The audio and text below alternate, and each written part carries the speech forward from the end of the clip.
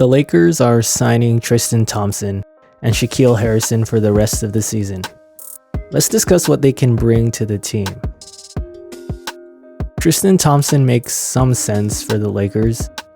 They've been needing a center for quite some time, although the timing is odd, waiting until the last day of the season when they could have used them a few times earlier, particularly when AD was resting back-to-back games and Mo Bamba was out with injury, leaving Wenyen Gabriel as your only center. But it is what it is. He's definitely not going to be a difference maker. He's not likely going to make the rotation.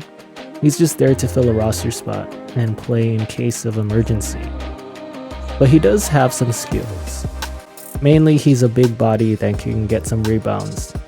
Not much of a shot blocker, but he can provide some resistance on the low post. Like I said, he's not going to be playing a lot, so he's going to spend most of his time on the bench.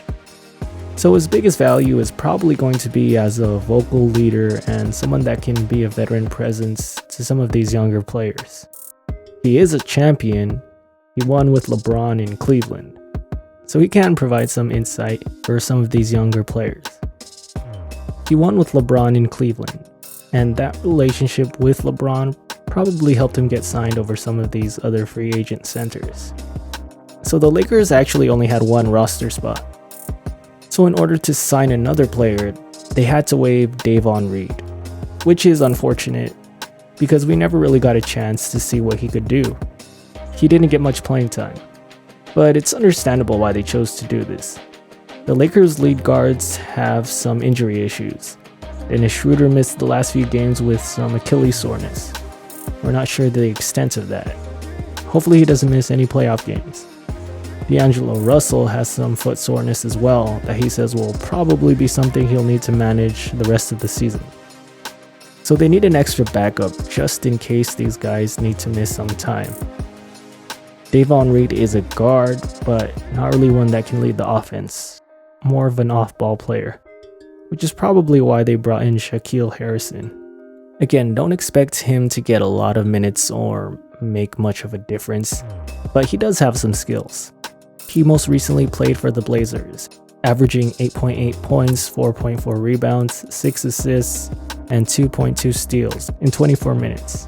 He also has some experience with the Lakers organization, playing for the South Bay Lakers, and I believe he was part of their training camp roster.